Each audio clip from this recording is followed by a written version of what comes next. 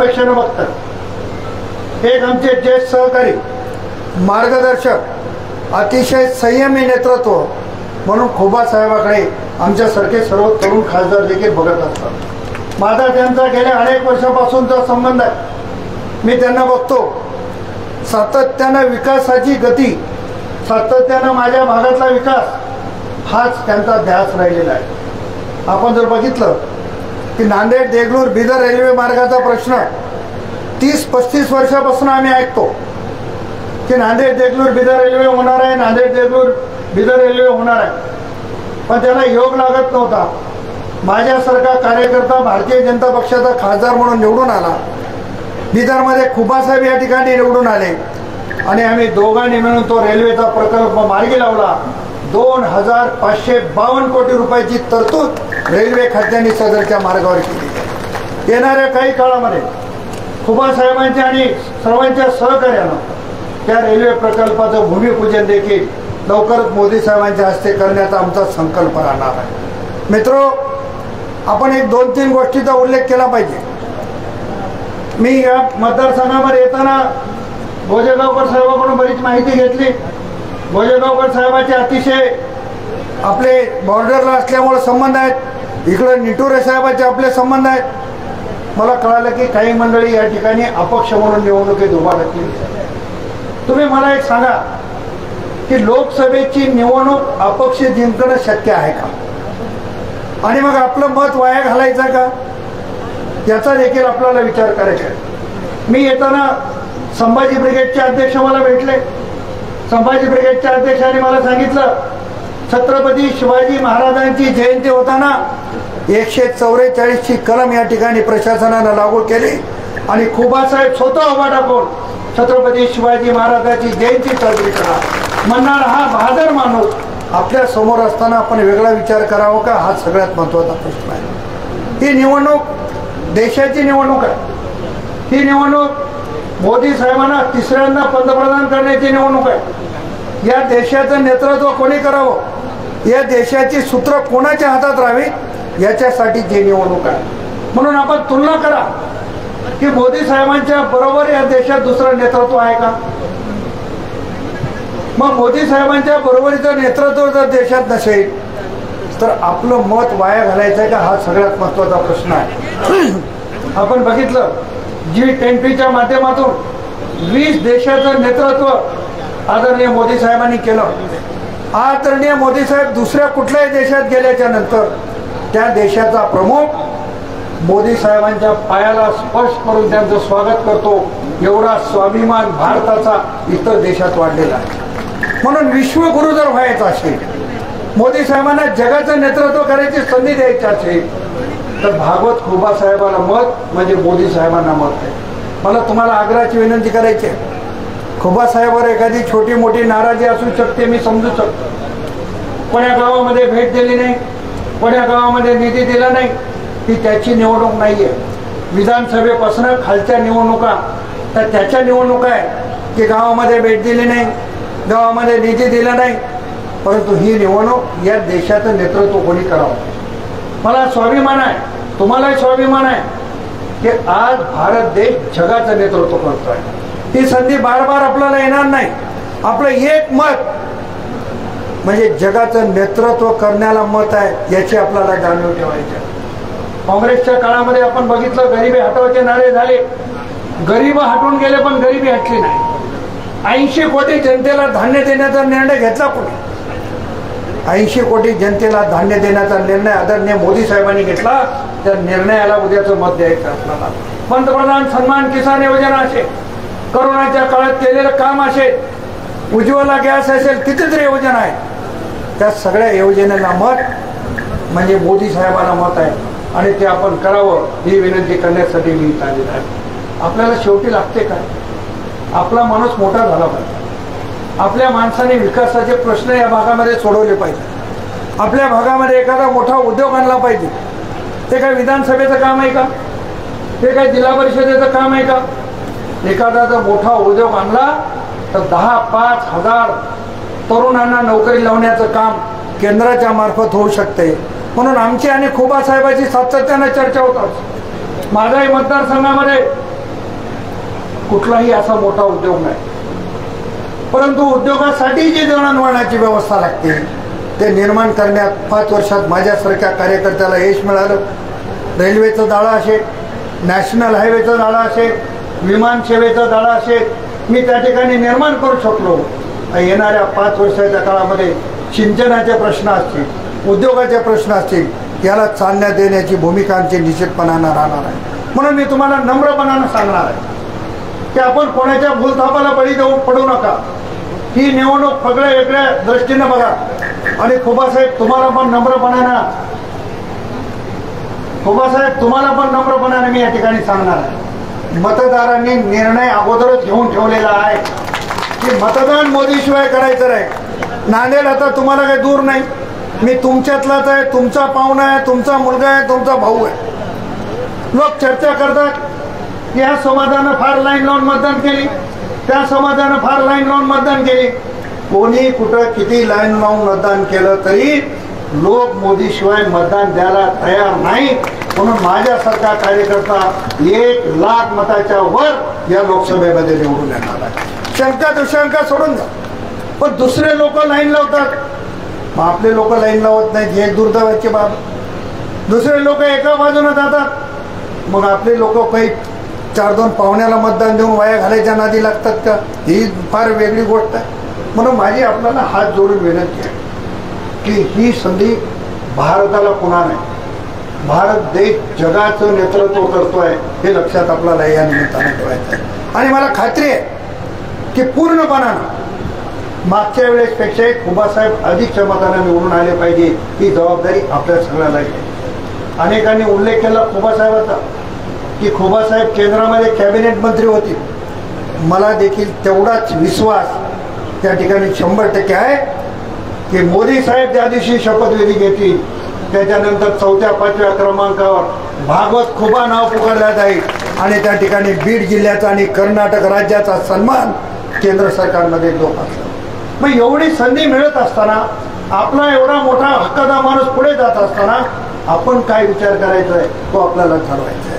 मित्रो, बाकीच्या गोष्टी सोडून द्या. आमच्या उमाकांतराव साहेबांनी काही गोष्टीचा उल्लेख केला. काँग्रेस पक्षाच्या संदर्भाने बोलायची काही फार आवश्यकता नाही. लोकांना काँग्रेस पक्षाचं नेतृत्व माहिती आहे, काँग्रेस पक्षाच्या नेतृत्वाची बुद्धी माहिती आहे, त्याची कल्पकता माहिती आहे. आणि अशा नेतृत्वावर आपण बोलण्याची आवश्यकता नाही. भारतीय जनता पक्षाकडे नेतृत्व आहे, भारतीय जनता पक्षाकडे काम करण्याची दानत आहे, भारतीय जनता पक्षामध्ये कुवत आहे आणि भारतीय जनता पक्ष सर्वसामान्यांसाठी निर्णय घेऊ शकतो हे सर्वसामान्यांनी ठरवलेलं आहे. म्हणून तुम्ही मनामध्ये ठरवलेलं आहे याची आम्हाला जाणीव आहे, परंतु त्याची कुठेतरी उजळणी झाली पाहिजे. आम्ही येऊन तुम्हाला कुठेतरी विनंती केली पाहिजे, या भावनेनं आम्ही आलो. मला याची खात्री आहे की तुमचं मतदान हे मोदी साहेबाशिवाय होणार नाही, तरी पण आलं पाहिजे, विनंती केली पाहिजे. म्हणून आम्ही या ठिकाणी मुद्दाम आपल्यासाठी आलेलो आहोत. मला खात्री आहे की या भागातलं पूर्णच्या पूर्ण मतदान हे मोदी साहेबांना होईल, पूर्ण मतदान हे खुबा साहेबाला होईल, पूर्ण मतदान हे कमळाला होईल. आणि मला खुबा साहेबांच्या नेतृत्वात परत केंद्रात काम करण्याची संधी देखील उपलब्ध होईल. त्याच्यात माझा देखील स्वार्थ आहे. मी आपल्या शेजारचा खासदार आहे. मागची निवडणूक कशी झाली माझी हे तुम्हाला माहिती आहे. मागच्या निवडणुकीत एका चव्हाणाला मी हरवलं, आता दुसरा चव्हाण जन्माला आहे. आता मुळावरच घाव घातल्यावर शेंडेनं कुठे जायचं हा विषय निर्माण होत नाही. म्हणून चर्चा जी बाहेर करतायत त्या चर्चेला काही अर्थ नाही. माझी तुम्हाला हात जोडून नम्र विनंती राहणार आहे की उद्याच्या 7 तारखेला कमळाच्या समोरचं बटन दाबा, खुबा साहेबांना आशीर्वाद द्या आणि आदरणीय मोदी साहेबांना तिसऱ्यांदा देशाचं पंतप्रधान करा, एवढी मी या ठिकाणी विनंती करतो. आणि दापकेकरांना एक विनंती करतो, जेव्हा खुबा साहेब प्रचंड मताने विजय होतील तेव्हा त्यांच्या विजय मिरवणुकीत मला बोलवायचे विसरू नका, एवढी या ठिकाणी आग्रहाची विनंती करून थांबतो. जय हिंद, जय भारत.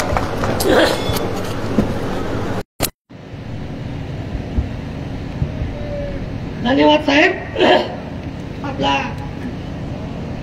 अमूल्य वेळ आम्हाला दिल्याबद्दल धन्यवाद.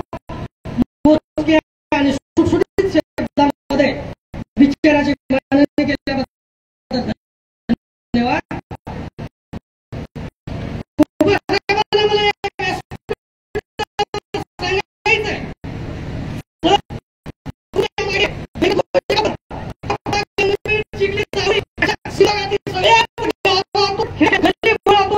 आपल्या प्रत्येकाने अमूल्य असा वेळ दिलाय ही गोष्ट तुम्ही आपल्या नजरेत ठेवा, ही नम्र विनंती. यानंतर या ठिकाणी वडगाव ग्रामपंचायत जिल्हा परिषदेचे हजारो कार्यकर्ते उपस्थित आणि म्हणजे उपस्थितीमध्ये भारतीय जनता पार्टीमध्ये समावेश होत आहेत. तरी ते सर्व कार्यकर्त्यांना विनंती करतो या निवडणुकीमध्ये यावं.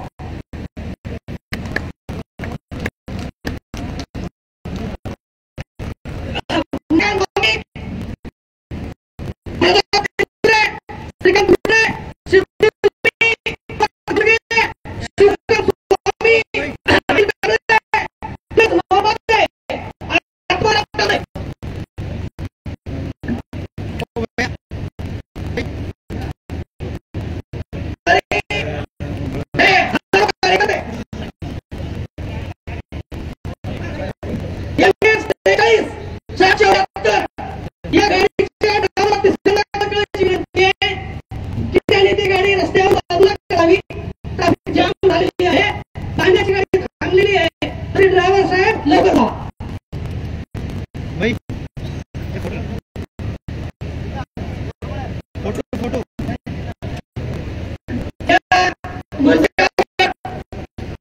कार्याचे हजारो कार्यकर्ते वडगाव जिल्हा पंचायत जिल्हा भूषण स्वामी प्रल्हाद बेलुरे, श्रीकांत गुंडे, सिद्धू स्वामी, नवनाथ गुंडगे, शिवकांत स्वामी, अनिल कांबळे, सुरेश नाळे, आत्माराम कांबळे, इतर सर्व हजारो कार्यकर्ते भारतीय जनता पार्टीमध्ये समावेश होत आहेत. त्यांचं सुद्धा भारतीय जनता पार्टीमध्ये हार्दिक स्वागत, हार्दिक स्वागत, हार्दिक स्वागत.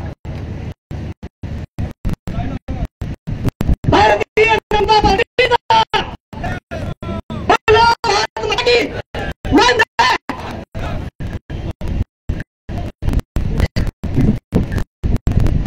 यानंतर ज्यांची आजून पाहत आहोत ते आमच्या जिल्ह्याचं दिल्लीच्या संसदेमध्ये जे प्रत्यक्ष प्रतिनिधित्व करत आहेत असा बिदर जिल्ह्याचे खासदार मंत्री माननीय भगवंत खुरासाहेबांना विनंती करतो की तुमच्या शेवटच्या भाषणामध्ये बंदी बसणार आहे आणि खाली काळामध्ये आमच्या मनाला भंगार आशीर्वाद द्यावे.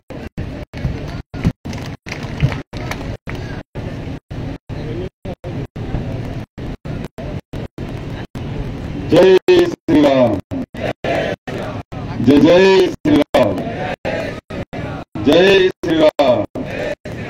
बोलो भारत माता की, बोलो भारत माता की वंदे वंदे.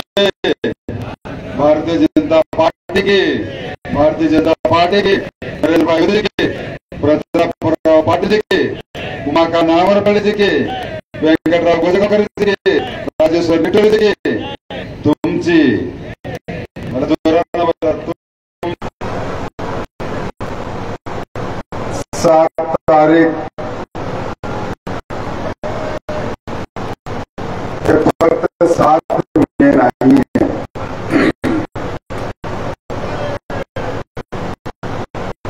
7 मे आमच्या सर्वांचं आणि आमच्या भावी पिढीचं भविष्य निर्माण करायची शुभ दिन आहे. त्याकरता आज या चुनाव प्रचारामध्ये प्रमुख पाहुणे म्हणून माझ्या शेजारी जिल्हा नांदेड तिथला लोकप्रिय खासदार आदरणीय प्रतापराव पाटील जी आज तालुक्याचं जे नेतृत्व घेतले, सहकारी महर्षी आदरणीय उमाकांतराव नागवरपल्लीजी, शिक्षण महर्षी आणि गेल्या आठवड्यापासून मी नसताना भी विशेष मी नसताना भी सामान्य कार्यकर्ता सोबत सामान्य कार्यकर्ता होऊन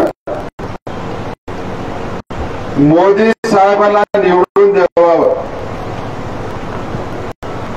स्वतःचा खर्च घालून निवडणुकीच्या प्रचारासाठी आलेले माननीय व्यंकटराव गोजगावकरजी, या भागातले भूमिपुत्र, गेल्या 50 वर्षापासून या भागात ज्यांची समस्या असेल त्यांच्या वातावरणामध्ये म्हटले वयाचे काम तर सगळंच करतात, जे नव्याचे काम ते मदत असं बॉस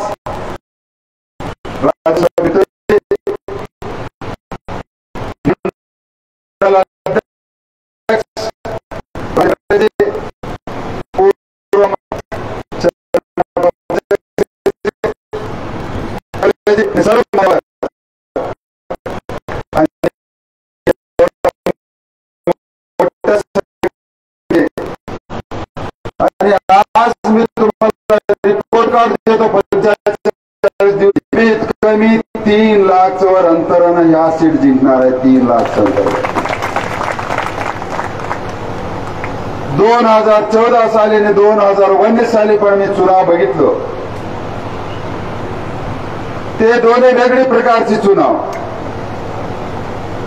आणि ह्या चुनाव खासदार प्रतापराव पाटील म्हटल्यासारखं ऑलरेडी लोक निर्णय घेऊन बसलेले आहेत. फक्त मतदानाची तारीखची वाट बघत आहेत. असं का झालं हे देशभर झालेली आहे, फक्त बिदरच्या लोकसभामध्ये नाहीये. अख्खा उत्तर भारतातून दक्षिण भारत, पूर्व भारत, पश्चिम भारत पर्यंत ह्या मूड बनवलेली आहे सगळ्यांची. असं का झालं? फार महत्वाचे कारण आहे. त्याला 10 वर्षापासून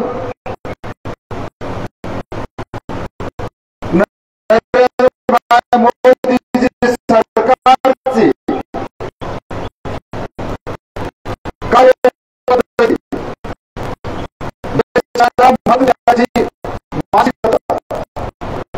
देशाच्या भविष्यामध्ये सर्व नागरिक भविष्य आहे. देशाची सुरक्षेमध्ये देशाच्या नागरिकांची सुरक्षा आहे. देशाच्या विकासामध्ये देशांची नागरिकांची स्वतःचे विकास आहे. हे कळून दिलेले फक्त भाषण करून नाही, भाषासोबत रॅशन दिले, रॅशनसोबत गौरव दिले, गौरव सोबत राष्ट्रप्रेम आणि राष्ट्रप्रेम सोबत आमचे संस्कार आणि आमच्या परंपराचे गौरव करणे, हे सगळे गोष्टी जाणीव करून दिलेले मोदीजी आणि काँग्रेस मागच्या 2 इलेक्शनमध्ये तर त्याचा पत्ताच नव्हता कुठेही. आणि 10 वर्षाचा आमचा सुशासनानंतर तिसरा वेळच देशामध्ये दुर्बीण घेऊन त्याला हुडकायला तसं परिस्थिती येऊन जाईल. 10 वर्षात नरेंद्रभाई मोदीजी देशाच्या 140 करोड जनतेचे विश्वास जिंकले. त्या विश्वासानं आज अख्खा भारतामध्ये ह्या भारतीय जनता पार्टीचे घोषवाक्य नाही, अख्खा भारताचे घोषवाक्य अब की बार हे मोदी साहेबांचं किंवा भारतीय जनता पार्टीचे घोषवाक्य नव्हे. अख्खे 140 करोड जनताची घोषवाक्य अब की बार 400 पार. का बर आम्हाला तर पाहिजे 272, 400 कसं का? हे प्रश्न प्रत्येक नागरिकांचे, प्रत्येक मतदात्याच्या मनामध्ये असेल. स्वतःच्या बळावर सरकार उभे करण्याची फक्त 272 पाहिजे, पण 400 पार फक्त सरकार चालवायचं नाही, देश मजबूत करायचे, आम्हाला देश मजबूत करायचे। स्वातंत्र्यपूर्व काँग्रेस धर्म आधारावरती पाकिस्तान आणि हिंदुस्थान विभाजन केले। 75 वर्षामध्ये जवळपास 56 ते 60 वर्ष ह्या देशाचे नेतृत्व काँग्रेस केलं। 60 वर्षाचा नेतृत्वाचा परिणाम भारत 3 पिढी आम्हाला भोगायला लागलं। 60 वर्षामध्ये आतंकवाद नव्हतं, गेल्या 40 वर्षापासून आतंकवाद लगातार वाढत गेला। 60 वर्षामध्ये अलगावाद नव्हतं, 60 वर्षामध्ये लगातार अलगावाद वाढत गेला। स्वातंत्र्यानंतर देशाच्या गरिबी वाढत गेली, शेतकऱ्यांच्या समस्या जटिल होत गेली, महिलांच्या सुरक्षेचा प्रश्न चिंताजनक झाली, युवा मित्रांचं भविष्य अंधकारमध्ये टाकलेलं हे काँग्रेस सरकार। काँग्रेसचा एकमेव उद्देश फक्त आणि फक्त सत्तामध्ये यावं, देशाचे भविष्य कधी त्यांनी बघितलेले नाही। काँग्रेस सत्तावर आल्यानंतर फक्त परिवारचा विकास बघितले, संघटनेने सत्तामध्ये फक्त परिवारच्या सदस्यालाच मान्यता मिळाली। विपरीत परिस्थिती आणून ठेवली देशासमोर काँग्रेस। त्याकरता काँग्रेस आज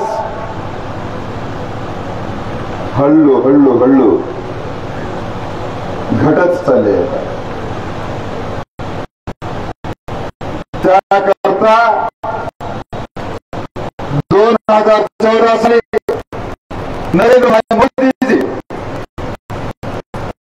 12 वर्ष विकास केलेले गुजरातचे मुख्यमंत्री,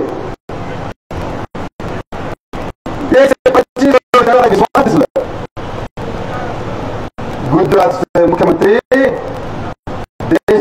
देशाचे नेतृत्व घेतले तर आमच्या सगळ्यांचं भविष्य उज्ज्वल होतं म्हणून विश्वास आहे।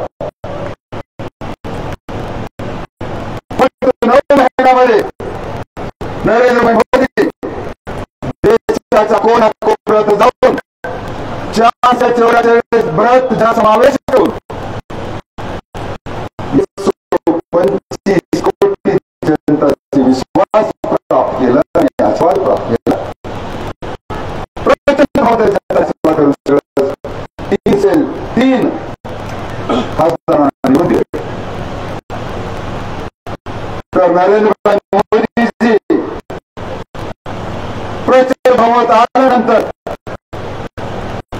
जनताला विसर आहे, त्यांच्या जनाची हितासाठी शेकडो योजना आणल्या आणि शेकडो योजना कुठलीही जात आणि धर्माच्या आधारावर त्यांनी केलेले नाही। कधीही मानलेले नरेंद्र भाई मोदीजी 4 जात, 1 शेतकरी, 1 महिला, 1 गरीब आणि 1 युवा समूह। जर ह्या 4 वर्गाला न्याय मिळून दिलं, सरकारची योजनांची लाभ मिळून दिलं तर भारत समृद्ध भारत, सशक्त भारत, श्रेष्ठ भारत, सुरक्षित भारत, काही शंका नाही। त्याकरता आज शेतकऱ्याकरता 25 योजना लाभलेल्या आहेत. 25 योजना. प्रधानमंत्री सन्मान निधी 6,000 रुपये प्रतिवर्ष. प्रधानमंत्री फसल बीमा योजना गेल्या 9 वर्षापासून 1200 करोड 2.25 लाख शेतकऱ्यांना डायरेक्ट पैसे आलेले. एक मात्र प्रधानमंत्री फसल बीमा योजना.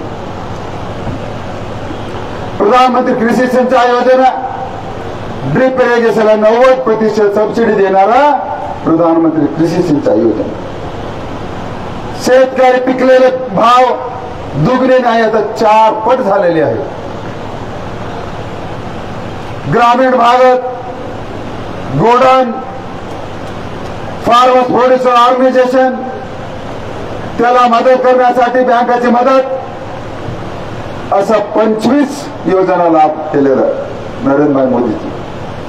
आज देशाच्या गरिबांसाठी गेले 10 वर्षापासून प्रत्येक गरीब कुटुंबाला रॅशन द्यायचे काम राज्य सरकारचं नवं. जल जीवन मिशन गावागावात हे नरेंद्र मोदीजी सरकारची आहे. आणि पुढच्या 5 वर्ष पण मंजुरी झालेली आहे. गरिबांना मुफ्त मध्ये राशन मिळावं. गरिबांकरता प्रधानमंत्री आयुष्यमान भारत कार्ड. आज मी गर्वानं सांगतो माझ्या जिल्ह्यामध्ये 8 लाख गरिबांना प्रधानमंत्री आयुष्यमान कार्ड आपण वाटप केलो. 8 लाख मध्ये 1,35,000 गरीब लोक त्या कार्डच्या माध्यमातून चिकित्सा घेतले. माझा गरीबचा 1000 करोड रुपये आज वाचविलेलं एक मात्र नरेंद्रभाई मोदीजीचं सरकार. आज गरीब महिलाच्या घरी जिल्ह्यामध्ये 3,85,000 शौचालय उचित बांधून दिलेलं नरेंद्र मोदीजीचं सरकार. आज जिल्ह्यामध्ये 3,65,000 गरीबच्या घरामध्ये मोफत मध्ये गॅस सिलेंडर दिलेलं नरेंद्रभाई मोदीजी.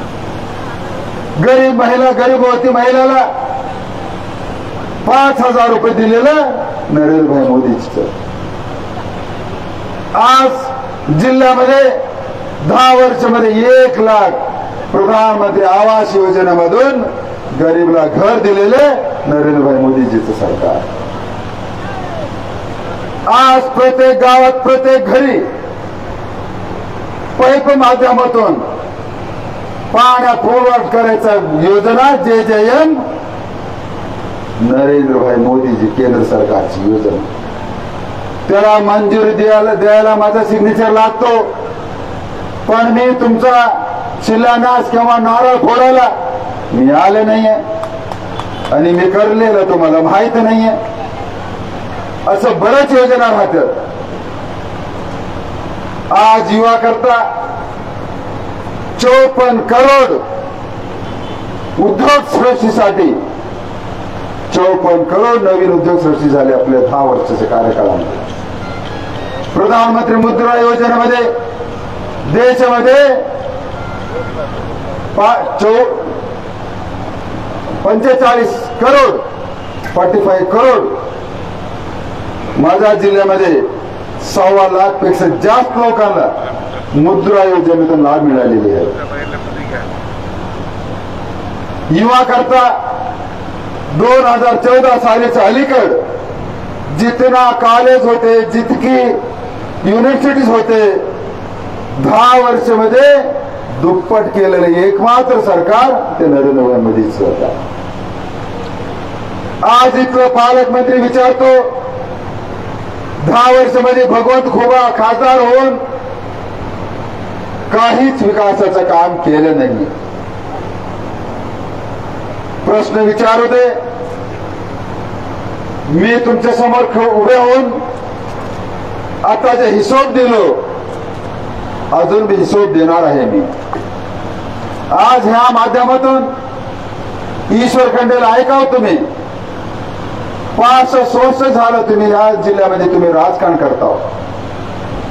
एकही नॅशनल हायवे तुम्ही निर्माण केलेले इतिहास मध्ये नाहीये. मी तुमच्या आशीर्वादामुळे 2 वेळेस खासदार होऊन 10 वर्षामध्ये 12 नॅशनल हायवेचं मंजुरी देऊन 6 नॅशनल हायवेचं पूर्ण काम झालेली आहे, 6 प्रगतीमध्ये आहे आणि टेंडर मध्ये आहे. आणि ग्राम सडक योजना 10 वर्षामध्ये 1000 किलोमीटर, किती 1000 किलोमीटर निर्माण झालेली आहे. CRF माध्यमातून 200 किलोमीटर रस्ते निर्माण झालेले आहेत. बीदरून 10 वर्षामध्ये 13 नवीन रेल्वे प्रारंभ केलेले आहेत. आणि 30 वर्षापासून पेंडिंग पडलेलं बीदर ते बेंगळूर हवाईजहाज स्टेशन माझ्या कार्यकाळामध्ये झालेले आहे. आज जिल्ह्यामध्ये माझ्या मंत्रालयाकडून सीपेट इंजिनिअरिंग कॉलेज मंजुरी झाले, चालू पण झालेली आहे. आज माझ्या जिल्ह्यामध्ये पंतप्रधानाने फक्त 23 सैनिक स्कूल मंजुरी दिली देशभर मध्ये. ते कर्नाटक मध्ये 1, ते बीदर मध्ये 1 सैनिक स्कूल. आज पासपोर्ट सेवा केंद्र गेले 5 वर्षामध्ये 50,000 पासपोर्ट सेवा कार्ड घेतलेले आहेत. त्याच्या पलीकडे अजून एक माझं मंत्रालयाकडून ह्याच भागात हंदीकेरे मुरकी भागात 13,000 करोड इन्व्हेस्टमेंटची लागत लागणार आहे. 13,000 करोड. अजून एकदा सांगतो 13,000 करोड सोलार पार्कची मंजुरी दिलेली आहे. मी सोलार पार्कची मंजुरी दिली. त्याच्यात 10,500 नोकरी डायरेक्ट लागणाऱ्या कंपनी येतात आता. 10,500. अजून काय करावं हो ईश्वर खंडरे, तुम्ही का केलं बा 65 वर्षामध्ये? तुमचा जन्म घेतलेल्या गावात एक स्टेडियम बनवायचं झालं नाही 65 वर्षामध्ये. आजपर्यंत मोठं कॉलेज आणले नाही तुम्ही, हॉस्टेल बनविले नाही, एक साध्या कारखाने लावलेले नाही. आणि तुम्ही मला विचारता चोर? सांगा पुढचं तुम्ही. चोर चोर कोतवाल को डाटे. चोर सांगा ना. चोर कोतवाल को डाटे. अशी त्यांचा प्रवृत्ती आहे. लबाड बोलायची स्वभाव आहे. फक्त आणि फक्त कसं निवडून यावा हे राजकारण केलं.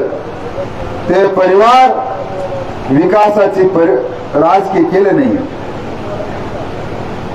ईश्वर खंड्रेचे परिवार विकासाची राजनीती केलेले नाहीये. त्याकरता 2014 साली माजी मुख्यमंत्री होते, हाली खासदार होते. मी कोणालाच ओळखत नव्हतो, एक साधा कार्यकर्ता होता भारतीय जनता पार्टीचा. पण तुम्ही मला ओळखून भारतीय जनता पार्टी नरेंद्र मोदीचे प्रधानमंत्री बनवून 1 लाख मत तुम्ही निवडले. 1 लाख मत. हे महाराष्ट्र 2022 साली कॅन्डिडेट होता समोर. किती मतांनी दिले? 1.25 लाख मतांनी निवडून दिले.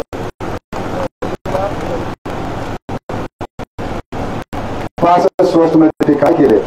फक्त बोलायचं. सांगितलं बाबा.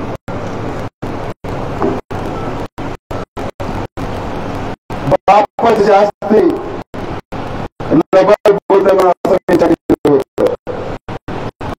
26 वयाचा युवा आहे, काय असेल तर बापापेक्षा 10 पट आहे. मी लबाड बोलत नाही. प्रचार